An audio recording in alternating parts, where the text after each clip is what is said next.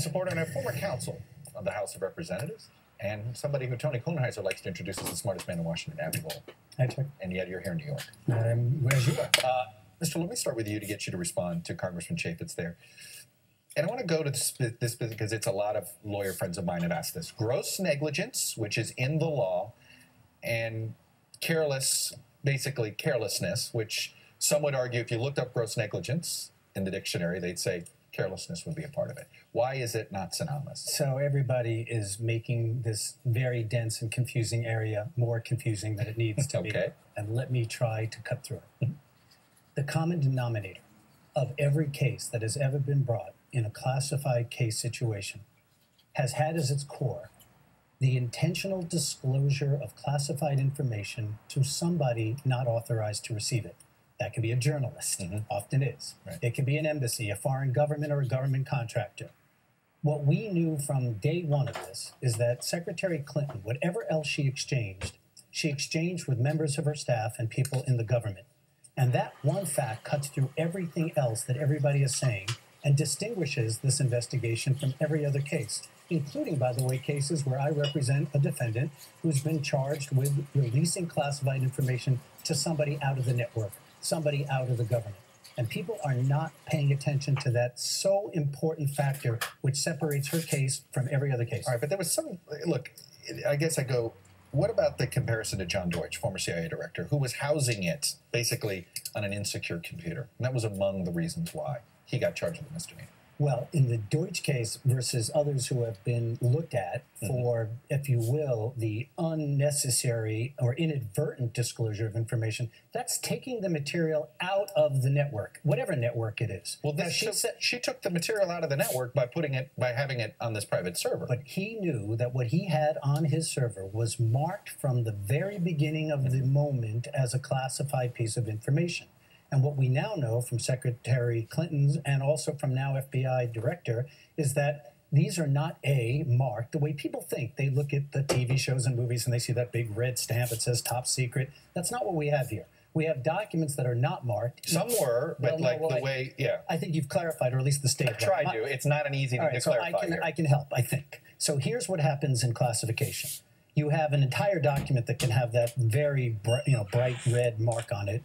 Or you have what are called sentences or paragraphs that have parentheses. Those parentheses can say TS for top secret, S, etc. It can say UC for unclassified. My understanding, and it's what's being explained now, is that the State Department said that the two documents about which Mr. Comey was referring are call logs. First of all, let's assume call logs are not the meat of classified information. No, but this was part of the Petraeus thing. Petraeus' schedule, when it was always considered classified, and schedule was a part of the documents that he had taken out. Again, you can take from the whole bunch of Petraeus material that and say, you see, it's the same.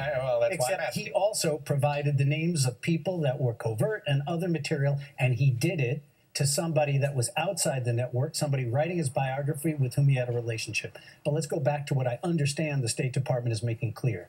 Whatever was marked on those two call lists are a tiny parentheses with a C, which is not the traditional way of doing an entire document. So if it was there, I don't know if it was noticed, but more importantly, it shows you the fault in all of this, which is we have call lists that the State Department now says shouldn't have been classified to begin with. How do you bring a case against somebody when it's clear that the material shouldn't have been classified to begin with?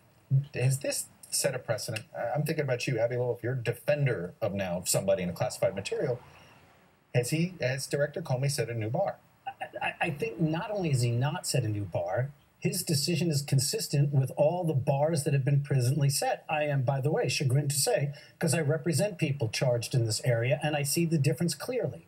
And I've already identified one difference, and there's another difference. And that difference is, besides to whom the material was disclosed and how it was marked, the issue of whether or not there is, I don't know, I heard Chairman Chaffetz say that it was, what's the difference between negligent and reckless? Negligence and that's just applying the state of mind to some other conduct. What's the conduct? Here, it was not disclosing to somebody out of the network, as I keep saying. Second of all, it's not handling it the way Mr. Deutsch did outside of his building on a laptop or in a way which by day one has classified material already marked on it. There are differences. Those who want to criticize the secretary on the law will say, what about the state of mind of negligence? But then they miss the front part.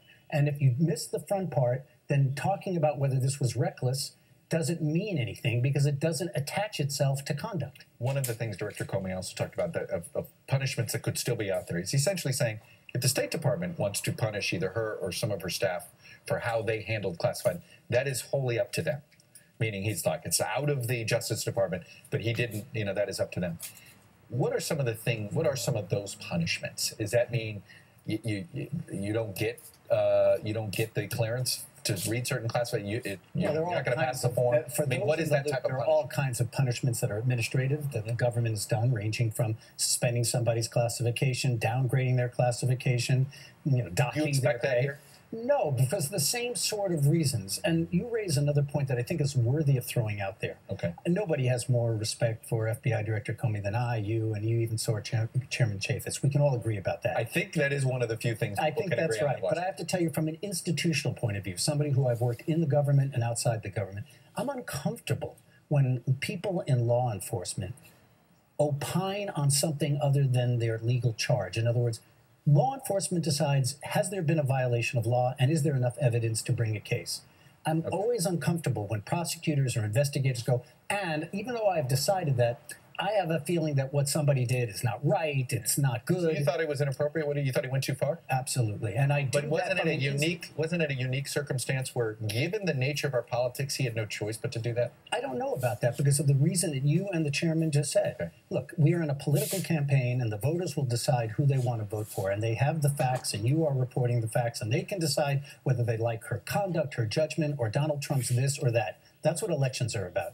Law enforcement officials should opine on whether the law has been violated and if there's enough evidence to bring a case.